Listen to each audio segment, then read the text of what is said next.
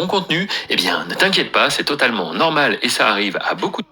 Si tu as commencé à publier sur la plateforme YouTube, mais que l'algorithme ignore complètement ton contenu, eh bien, ne t'inquiète pas, c'est totalement normal et ça arrive à beaucoup de petites chaînes, mais ici, je vais te montrer 6 manières différentes pour que YouTube commence à diffuser ton contenu. Tout d'abord, je m'appelle Hervé, je travaille sur YouTube depuis plus de 14 ans. Tu peux le voir derrière moi, il y a de nombreuses récompenses que j'ai reçues de la part de YouTube, car oui, depuis plus d'une décennie, qu'est-ce que je fais? Je publie des vidéos sans avoir à me montrer. Bref, je t'en reparlerai un tout petit peu plus tard. Mais ce qu'il faut bien comprendre, c'est que sur YouTube, il y a des règles à respecter. Et c'est justement ça, si on ne connaît pas bien les règles du jeu, c'est très difficile de gagner. Donc ici, c'est parti pour que je t'explique les 6 points à ne surtout pas négliger. Le premier point, le plus important, ça va être déjà d'avoir un bon contenu. Un bon contenu, ça ne veut pas forcément dire que tu vas faire des vues directement. Ça, c'est ce que je vais t'apprendre maintenant. Regarde, on va apprendre ensemble à faire exploser, hein, c'est littéralement le mot. Ici, on avait une vidéo donc qui marchait pas trop, et d'un coup, bim, ça décolle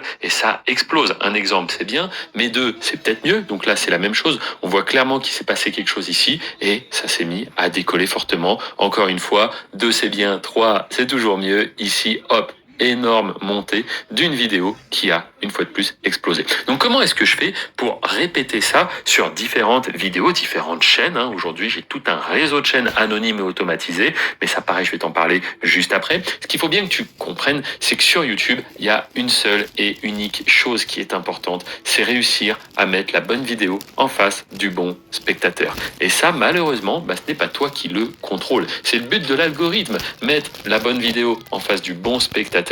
Ça peut paraître simple, mais ça n'est pas le cas. Parce que oui, l'algorithme, il va devoir comprendre ton contenu. Et également, de l'autre côté, comprendre ce que les gens veulent regarder. Et c'est pour ça que c'est très important de faire de la veille, tout simplement. Voilà, de regarder sur cette plateforme, qu'est-ce qui fait des vues actuellement. Une fois qu'on est capable d'identifier ça, c'est beaucoup plus simple de proposer du contenu de qualité. Et donc toi, en tant que créateur, tu vas devoir utiliser les bons paramètres, les bons réglages pour justement montrer à l'algorithme quel est le sujet de ta vidéo et lui derrière, il va trouver les viewers, ceux qui veulent regarder ce type de contenu. Alors déjà, sur cette chaîne, tu peux t'abonner et mettre un like si la vidéo t'intéresse, mais surtout, regarder les autres vidéos que j'ai créées parce que tous les dimanches à 13h, je publie un tutoriel, c'est gratuit, c'est sur YouTube, donc en libre accès, et il y a énormément de valeur. Souvent, je te présente une thématique, et juste après, en quelques minutes, je t'explique comment créer le contenu. Et on va même jusqu'à la publication. Mais ici, c'est différent, ce sont les bons réglages. Et c'est pour ça qu'on arrive au point numéro 2, être capable de faire une veille efficace. Une veille efficace, qu'est-ce que c'est? C'est, voilà, comme je le disais juste avant, repérer ce qui marche en ce moment. Et pour ça, il existe de nombreuses extensions.